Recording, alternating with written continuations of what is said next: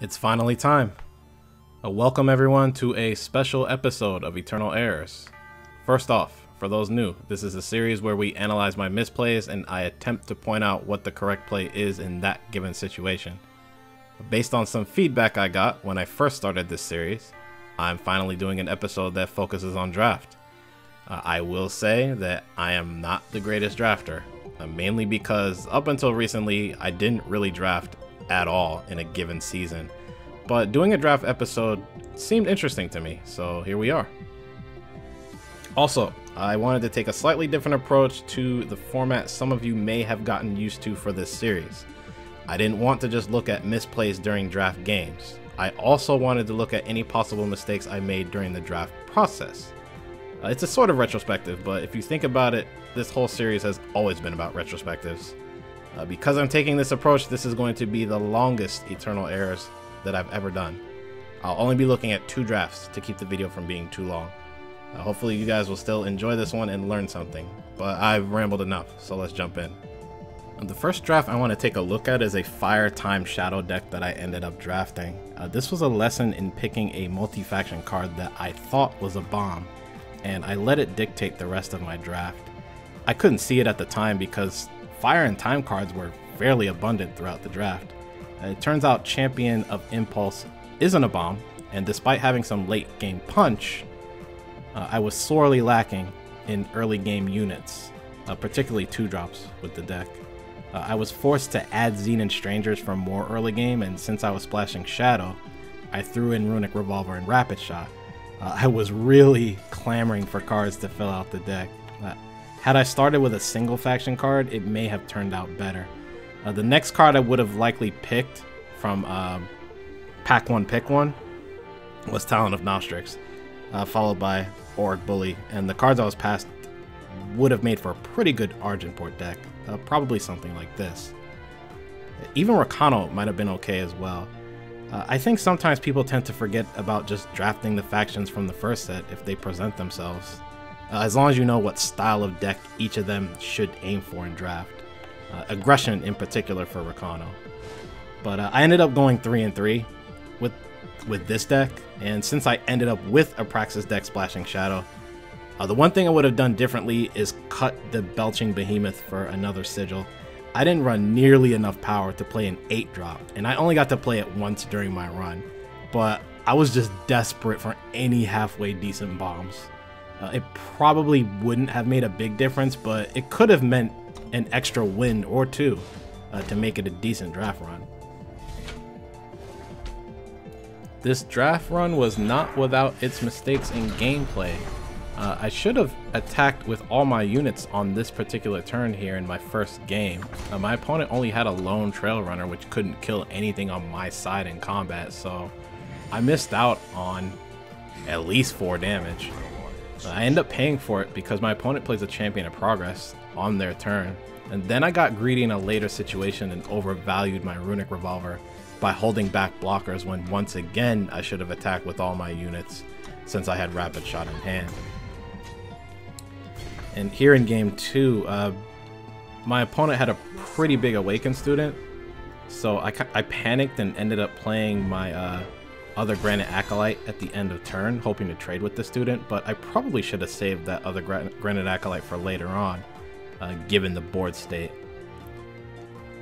Now here in game 4, I couldn't really tell you guys what I was thinking here, other than I was trying to be fancy with Torch. I should have torched the Ravenous Thornbeast first before attacking. Looking at my units versus my opponents, there was nothing my opponent had that was 4 health or more, so none of my units benefit from me using Torch during combat.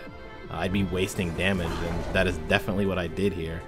And my opponent was also tapped out, so there was no chance of any kind of fast spell response from them.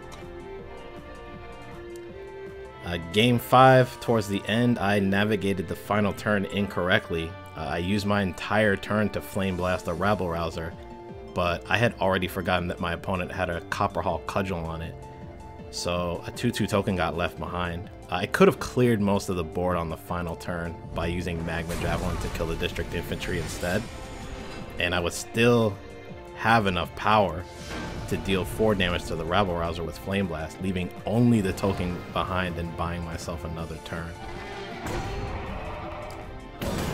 And in my final game here, I decided to put all my hopes and dreams into a 5-3 Rebel Sharpshooter and try to race with it.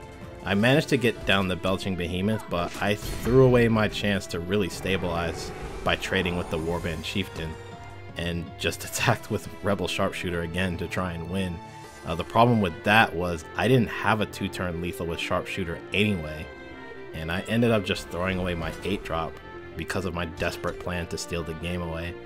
And this allowed my opponent to seal up the game, since the only top deck I had for this situation was Combust, which I didn't draw.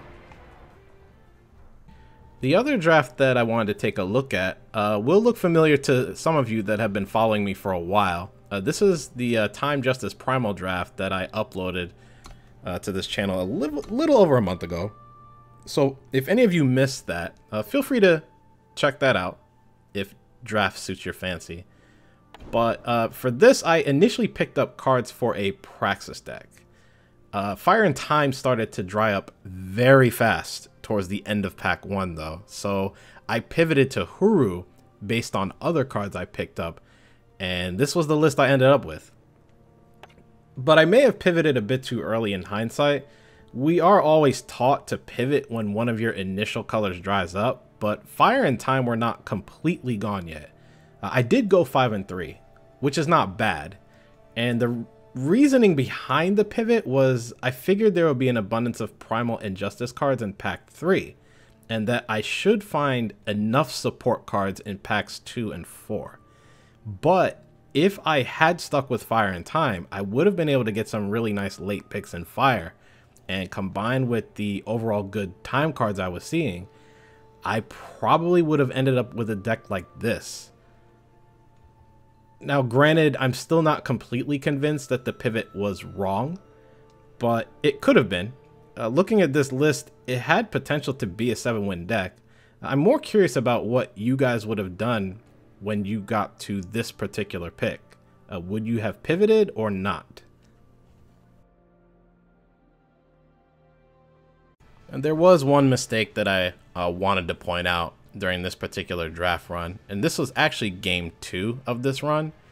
It's funny because after I posted this to the channel, someone pointed out the mistake in this particular situation in the comments section of that video, and when I look back at it, there actually turned out to be 2 mistakes.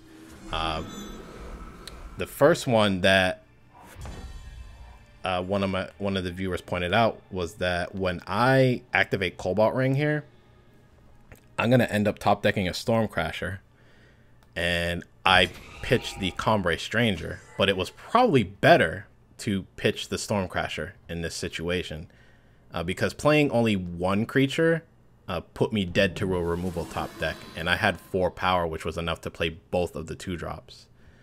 But prior to this turn, I also should have attacked with the 4/4 I had to force them to sacrifice what was a 2/2 flyer at the time. But at that moment, the only thing I was thinking about was not dying, because this game got very, very tight, as you guys can see, because both of us are very low on health.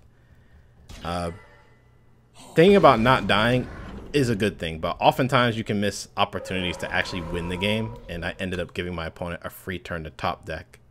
In this case, another unit that allowed them to get closer to parity on the board state. It's important to just relax in these close situations and not get tunnel vision, but it can be hard to do sometimes for some people, especially when all you can think about is not screwing up and giving the game away. Another episode of Eternal Errors is in the books. Thank you all so much for watching. Feel free to leave a like if you liked the video. As always, if you would have handled any situation shown today differently, or if you have any ideas for this series, let me know in the comments section below. Also, for anyone that's watched this series before, let me know if you like this format or not, and if you'd be interested in more draft episodes in the future. Your feedback is appreciated. If you're new and you liked what you saw, feel free to check out my previous episodes in this series by clicking the link on your screen, and also subscribe if you don't want to miss future episodes. Thanks again for taking time out of your day to watch this, and until next time, take care.